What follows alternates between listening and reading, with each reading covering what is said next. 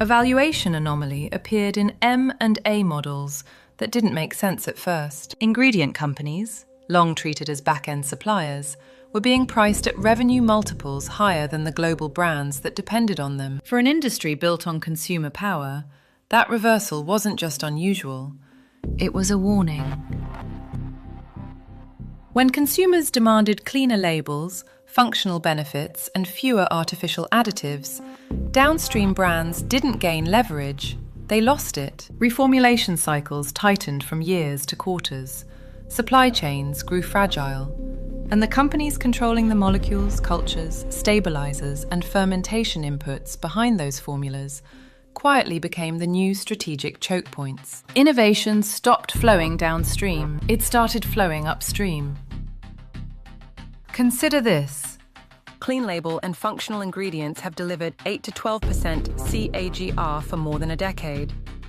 Some microbial cultures and enzymes sell at EBITDA multiples in the mid-teens. And precision fermentation ingredients, sweeteners, flavors, functional proteins, have attracted investment rounds that push valuations into the hundreds of millions. These aren't commodities anymore. They're intellectual property. The domino effect began inside R&D labs. Removing artificial stabilizers required new hydrocolloids. Cutting sugar demanded novel fibers and enzymatic systems. Plant-based innovation depended on proteins with entirely new solubility and texturizing profiles.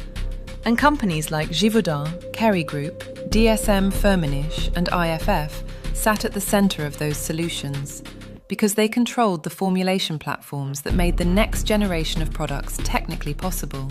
The power shift was quiet, but decisive.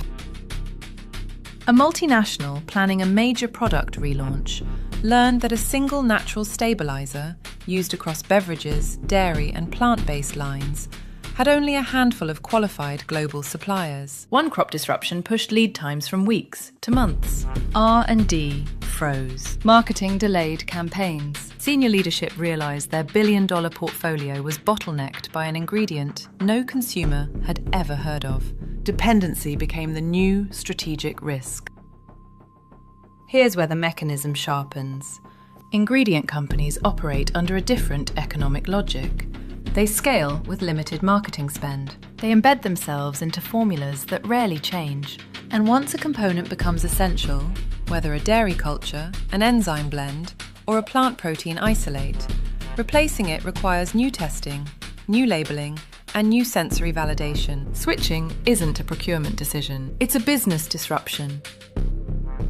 Think about the yogurt aisle. Consumers see flavor, texture, protein claims. What they don't see is that a handful of culture companies determine whether an entire category can meet those expectations.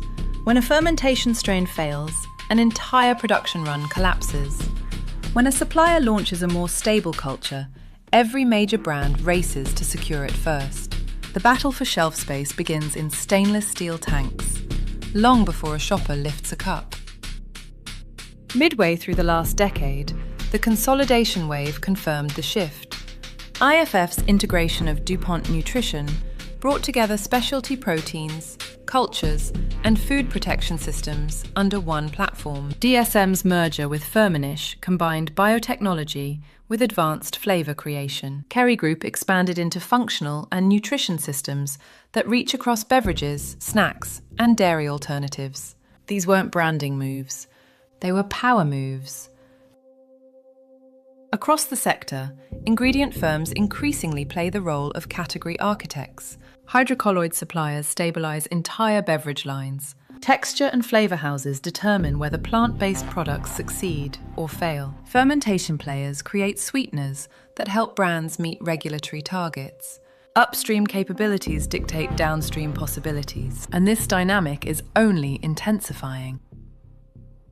For decades, consumer brands believed they controlled innovation. They set the timelines, wrote the briefs, dictated the sensory profile. But when ingredient portfolios became essential to meeting those deadlines, briefs flowed in the opposite direction. Suppliers began shaping what the product could be, not just what it was supposed to taste like. Authority moved upstream.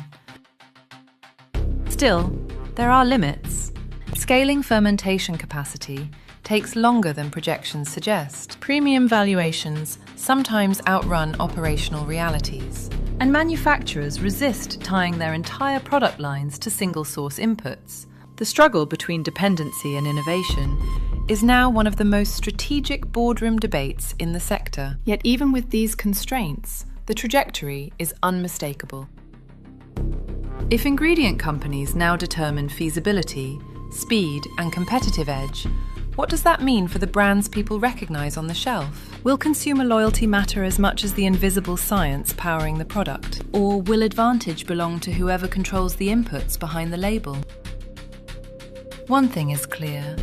The next era of food won't be defined by the brands shoppers see. It will be shaped by the formulation engines they never do. Quiet companies, upstream companies, companies built on molecules and cultures and texture systems. These are the new power brokers, and their influence is rising, one ingredient at a time, into the billions.